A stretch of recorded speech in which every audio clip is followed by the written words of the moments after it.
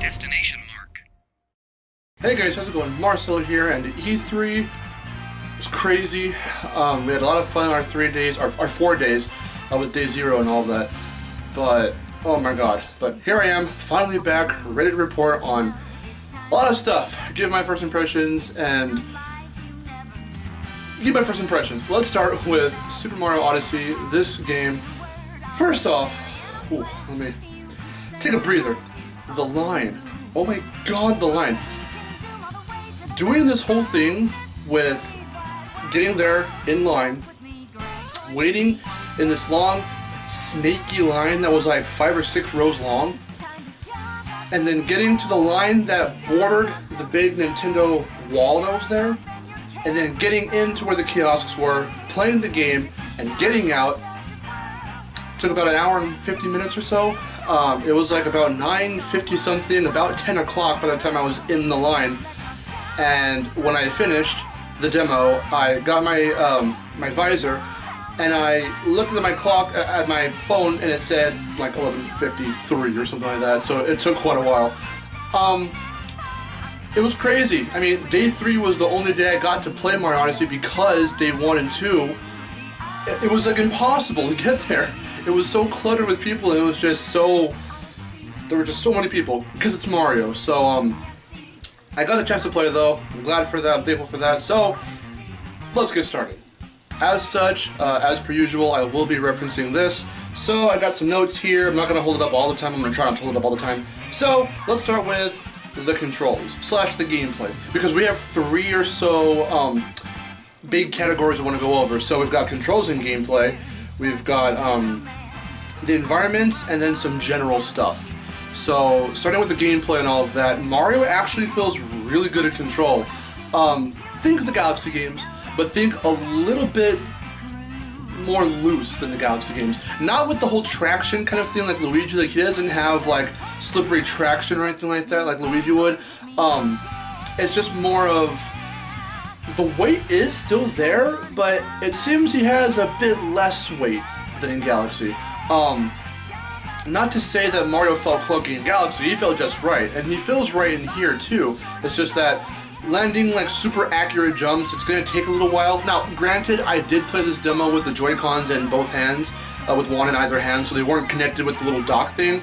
So, I don't play that way, and to play a platformer that way, it was odd. So maybe that was a contributing factor to why he felt a little more loose to control in this game. But I did play, I forget what it's called, I think it's the Sand Kingdom or something, the idea that was more at those settings. So I played that level, and it was awesome. But with Mario's controls, it was really nice, it felt really good. All I had to really do was just pick up the Joy-Cons and try out the buttons before actually moving somewhere, and then I was off, and it felt like Galaxy. It's really easy to pick up on and to just get used to and go. Besides, again, the more accurate jumps. But again, I only feel that was because I had the Joy-Cons in either hand, so it was weird to control it like that. Also, the camera was, okay, not inverted, but I play with inverted camera. If you've seen my like Uncharted 4 live stream from the 400 subscriber special way back when, earlier this year, I had to actually invert the camera, and the way I test this out is I will try and point the camera stick down and to the right, and if it looks up and to the left, that's how I play with the camera, that's how I use the camera. So in trying that out with Odyssey, it actually looked down and to the right, so the controls for the camera were accurate to the actual the control stick, so I'm not used to that. So, but I didn't see any way to, I didn't experiment with pausing the game or anything like that, so I can try and meddle with the camera controls. So I left them as is, and it wasn't that bad with it being normal camera mode, but I play inverted, so it felt inverted in a way to me, but that's just the normal camera angle, or camera control scheme. But those two factors, the fact that I was playing with the Joy-Cons in the other hand and the way the camera was, it was odd, but it's not like I died a lot or anything like that. I only died like once due to a dumb death, but besides that, it felt good. Point being, it feels good to control Mario in this game. I didn't do much parkouring myself as Mario, but seeing the fact that he can parkour his way around like the city, New Donk City and all that stuff, just the way the fluidity of his movement, it looks really good when you're parkouring. Generally, controlling Mario feels fluid. It feels really good. He does actually seem a little faster in this game. I don't know if it's just the pitter-patter of his footprints, or at his feet, because when you're in like the desert area, in the Dia de los Muertos area, like there's no music playing when you first get there. So when you hear the pitter-patter of Mario's feet when he's running around the sand, it sounds very like just like very fast-paced. So I'm not sure if he actually moves all that faster. He felt, I guess, a little bit faster, but I don't know. I digress. Point being, the fluidity of his movement is actually really good, and his animations are more cartoony, and he does seem to have more personality with his facial animations and the way he seems to animate in general. It's more like a cartoon and less like, I don't know, the last few Mario games we've seen where he grabs a ledge and props himself up. It's fine the way they did it before. This one, he like somersaults his way up onto the thing. I don't know. There's more balance to his movement, and there's more jiggle physics to like his nose and all that. I've seen all the funny pictures about that. But there's more personality and more fluidity and more detail in his movement and in his facial animations. When he gets cold, he'll show off that he's cold and all that stuff. It's awesome. And now this is the first free roaming camera since Sunshine. So I forgot to mention that there's no more of that fucking... I never really cared for, even in Galaxy to be honest, I never cared for the 64 style, the Mario 64 style of using the buttons or whatever to just go like and move the camera like that. No. Sunshine's free roaming camera was actually really cool, despite there being some bugs and whatnot, which people complain about for Sunshine when it comes to that game. But here, it's really fine. It's not as... it doesn't work the same, obviously, as Sunshine's camera, but it feels more like a traditional 2D platformer that anyone else would make that has a free roaming camera. It feels good. So, despite the fact that, again, I played with that more inverted... It was the normal control scheme, but for me it felt inverted because I myself play inverted. So as long as they have an inverted option, which I'm sure they will, I think I'll be fine. So, that's that for the camera. Now the capture mechanic, pun, is really fucking cool. When I saw this in the E3 trailer, I was like, oh my god, this is fucking Nintendo. Why do you keep doing this? It's a lot like Crash of the Titans and Mind Over Mutant. I digress, it's hilarious. But here, it's way more fucking kicked up to 11, because not only can you capture enemies and stuff and take over them and control them, but you can pretty much do it to a good portion of inanimate objects as well, like a fucking car, a taxi in New Donk City, the little poles that are there around the city, and you can like fling off them, like catapult off them. That's awesome. You can take control of certain real people. Now it's not just anyone who's in New Donk City. I ended up finding out what they don't show in, well, what they kind of show in the trailer is there's this little mini car and this little like obstacle course in front of that guy that Mario takes control of. So I noted that and I was like, okay, maybe that has something to do with that, and it does, because you actually get a moon when you, by the way, new collectible, you get a moon by traversing through the little mini obstacle course as the mini remote controlled car. So there's that. But the mechanic in general of capturing enemies and being able to control them, it's awesome. This opens the way to so many gameplay varieties. Like, it's gonna change the way you look for secrets and traverse worlds in general, and I don't know, etc. It's just, a lot is going to be changing with how you control certain enemies and to complete certain tasks and stuff like that. It's awesome. So it's just a great addition. Similar to Link in Breath of the Wild, this is one of the first, well, it's pretty much the first Mario game in the main 3D line where we get to take Mario out of his traditional outfit with his sweater and his overalls. Now we're going frickin' sombrero and a frickin' poncho, and then we've got a football Mario and scuba gear Mario, and there's talk about costumes that they've been bringing back and using and reusing and doing in the other Mario games. We've got a whole slew of new costumes in this one, but the cool thing is, like the fire flower suits and all of those suits that have their own abilities, these you buy the hats, and the hats mainly have the abilities, but getting the full set is cool too, and you can mix and match them. But the hats now with this game, it is going to also bring some gameplay variety because you do get special little abilities, I guess with how you throw your hat and stuff like that as well. With each costume, it's gonna be different. So that's cool. But just the fact that we're bringing Mario out of his traditional wear, and now he gets to put on all these freaking a wedding costume with the freaking top hat, it's awesome. So I'm looking forward to see what kinds of other costumes will be in the game. They also have a lot of throwback suits, like his archaeologist costume from Mario Picross, and the construction worker looking outfit from Mario Maker. There's a lot of references. Some of them obscure as well, which is crazy. A lot of obscure Mario references. Oh, you remember the costume from Smash Bros. 4 where he's got his All-American look from one of the Mario Golf games? That's going to be in this too, or it is in this too. So lots of cool outfits, lots of cool hats and whatnot. So it's awesome. Now this is a really cool thing. I didn't expect this at all. Missions, at least main missions, are interconnected. So instead of like in Galaxy, for example, you get a star because they need you to get to the top of a tower or something, and then you get kicked out of the cutscene plays and whatnot. You got a star, and then you get kicked out of the level back into the hub world. Have to go back in if you want to do a new mission. Well, this time, just take that middle part out. Now, when the cutscene will play, and it's a bigger, more like grand cutscene than the smaller cutscene that plays when you get a moon that's like off to the side, because you got your side missions and your side, you find them off the beaten path. It's a lot like Banjo-Kazooie or Spyro or something in that regard, where you have your main mission. It'll give you, when you first get there, it'll do the galaxy thing where it's like da na na na, and it'll show you the mission name and where you've got to go.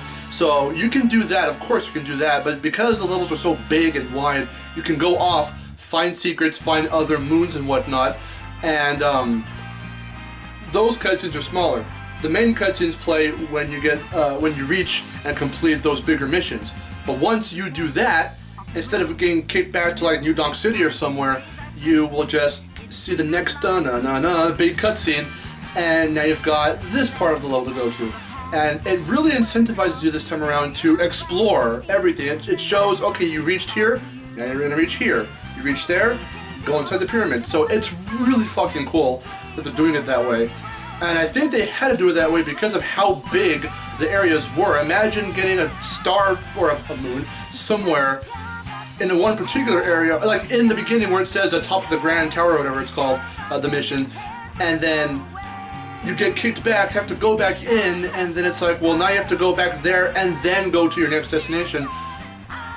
It's easier to do it this way. They're interconnected now, and you're just off, and you go and you continue to the next part. It's really great, so that's cool. Interestingly, this is the first 3D, like main 3D platformer Mario game that doesn't have any lives, so I don't think we'll be seeing one-up mushrooms in this game. Instead, you collect coins as per usual, but they play a different role here. I'm remembering the main role they play now, but when you die, you lose 10 coins, and you can go beyond 100. So, also, like of all games, Dark Souls, if you lose your 10 coins, they won't just disappear unless like you fall down a pit or something. They'll be there, so when you get back to that area where you died, you can collect those coins again, which is kind of cool, and it's very Dark Souls inspired, so there's that. But then of course you've got your purple coins, which awesomely, I don't know, are different in style within every world you go to. So they're like these little triangles to simulate the inverted pyramid in the Dia de los Muertos area, and then they're just regular old purple coins in it's hot, I can't think right, should blame the weather. They're regular old purple coins in New Donk City, and they're like cogs or something in the what's it called, the Steam Gardens or something. It's the like greenhouse looking area. So they're different aesthetically in every world, but they pretty much have the same function, which is collect 100. I'm not sure if every world will have 100, but you collect enough and you can buy hats and other costumes and stuff. So there's that. But it's really cool how the coins, there's no lives. So that's also, you know, if you game over and have to start back from the beginning, it's going to be a long trek back to where you were from whichever world you were at because of how big they are. It kind of all comes back down to how big they're making the worlds now. This is the first Mario sandbox anyway, so there's that. But speaking of how big the worlds are and how you're going to be traveling around, you can bring up a map and quick travel, like Breath of the Wild, to the last, or to any actually, checkpoint you've actually activated. So there'll be a bunch of, so the checkpoint flags don't exactly act like checkpoints. I mean, they still do. When you die, you go back to the last one that you were at, but they also now, they behave like markers. So that way, kind of like the towers in Breath of the Wild. So you go ahead and you bring up the map, put your cursor to whichever one you want to go to, and then you quick travel. So, not a lot to say about that, but it's worth mentioning because it's cool. So, yeah. So now onto the environments, and I can't stress this enough, the environments are fucking gorgeous. They look so cool, so good, and looking at these without Mario in any of like the screenshots or whatever at first glance, you wouldn't think these were in a Mario game. It doesn't look like Mario, but I'm so glad they're finally deviating away from that cartoony, cutesy, everything looks like building blocks of like a kid's toy or something, kind of looking like with 3D world or land or whatever. It's cool. I'm not exactly ragging on that art style, but overusing it over and over again, it's gonna get stale. But with these worlds in Mario Odyssey, they look realistic enough to where it, at first glance, and I think they did it on purpose. It's not supposed to look like a Mario game, or at least like it belongs in Mario's world, because we're not in the Mushroom Kingdom anymore. Of course, it's going to look different. The way Isle Delfino did and all of that in Mario Sunshine. So here, it's still just cartoony enough to fit in aesthetically with a Mario game, but in universe, it is realistic enough to where it's like, oh, okay, so Mario's like, we're not in Kansas anymore, Toto, so there's that. But the environments just, they look so good, and that's awesome. So one of the things that I ended up kind of having some issues with Yooka-Laylee, and I bring up Yooka-Laylee because of how open the worlds in that game are as well, is that once I did a lot of the main, you know, bigger missions and stuff like that, and just kind of roamed around and found collectibles and stuff, I knew there was more I didn't do, but trying to find out what to do is one of the problems I had, where I was constantly going, okay, where should I go now that I haven't? Where even haven't I gone that maybe is off the beaten path that I haven't found yet? What do I do now? So those are kind of the questions you don't want to ask yourself, especially in an open world game. Now, Breath of the Wild evades this because there is just so much to do, and you're never exactly going to have the same experience in a similar area twice in, you know, two separate playthroughs or even in the same playthrough. With Mario Odyssey, it's going to be a lot like that, where there is just so much to do, there's so much off the beaten path that you can find, discover, and all of that stuff, to where it's going to be kept fresh and not exactly Breath of the Wild to where you're going to have a different experience twice in the same area exactly, but there's just so much to do that you're not going to get bored or not going to get confused exactly with, okay, where do I go now or what do I do now? So it's laid out very strategically to where it's like, okay, and there is the linearity where it's like, okay, you go here to this mission, now you can go to this mission, now you can go to this mission. So that's why it's cool that the missions are interconnected. But even with the beaten path stuff, it's there to where they give you hints and whatnot that there's something here, you gotta look. Thankfully, from what I've seen so far, no hand-holding. So I love Galaxy 1 and 2, and especially 2 a lot, but one of the worst things about 2 was the fact that Cosmic Rosalina was there to legit play the game for you, and I hated that. And ever since Galaxy 2, with that inclusion, other Mario games like 3D Land with the fucking Rainbow Star, being invincible throughout the whole level, it takes away the challenge just because you can't do it. Harkening back to something as old as Crash from the 90s or Spyro, it's like, just do it. You gotta learn by doing, not because, oh, you can't? Here's my hand, I'll help you. Doesn't always work for a game when you do that, and especially when you do that constantly in your own franchise per game. Thankfully, right here in Odyssey, it doesn't look like that, and hopefully we just haven't seen it, you know? It's like, it's there, we just haven't seen it. Hopefully it's not there at all, no kind of hand-holding stuff. Everything seems laid out to where you got so much to do, they can't really hold your hand to take you in any one area. You can't beat the level yourself because of, or I mean, with a helping hand because, oh, you can't do it. I mean, there's so much to do that you can, I don't know how to explain it. I hope I'm explaining it right, but, or at least, you know, accurately, but I don't know. For what it's like so far, it's just good. It's just, hopefully that there's none of that in this, so yeah. So for this segment, the general stuff, I'm going to have this in mind and just elaborate on each of the points that I have, try to make this go a little bit quicker, because we're at, yeah, okay, that's what I thought. So I love that they actually made Pauline canon now, because she's only been in Donkey Kong and a couple of those ports, and the Mario vs. Donkey Kong little line of spin-off games. But in an actual 3D Mario game, she's here, and she's the mayor of New Donk City at that, so that's cool. But I'm wondering, I didn't see much of like what you have to do with her. All I know is that she's in a fucking band too. She sings the fucking, she's supposedly the singer of the song that plays during the E3 trailer, and I love that song, by the way. But it's playing right now, actually. But she's got her band, and you have to go and find her bandmates, and that's a mission that you can do when you go and talk to her. But I'm wondering if they will kind of build upon the fact that she used to be his girlfriend back in the day, in the early-ass days before Peach, but Peach is still obviously in this game, and there's this whole marriage, you know, concept for the plot going on, so I'm wondering if they're gonna toy with that with Pauline or with something. I don't know. It'd be interesting at least if they can make a Mario plot interesting, and they do it here. I'm all for that. I want to see how it unfolds. So there's that. Speaking of the music, I heard really just, we've got the main little theme from the previous Mario Odyssey trailer. We've got this new song from this Mario Odyssey trailer, and I heard obviously the music from the Sand Kingdom, which sounds really awesome, really good. It still has that Galaxy like 3D world feel. It's actually just that. It's a mashup between Galaxy, of course not with the space feeling kind of music, but with that just grand orchestrated Galaxy music and the brass and just upbeat music from 3D World. Without all that brass, there's actually, I mean, in the song playing now in the trailer's theme, in the E3's trailer's theme, it's brass because it's, you know, Pauline's with her band and it's a brass band, so there's that. But the desert level has its own deserty feel. It's no brass playing there with saxophones and trumpets and whatnot. But they're gonna start, you know, diversifying the music as well for the soundtrack, and that's awesome. So there's that. Let me find some more.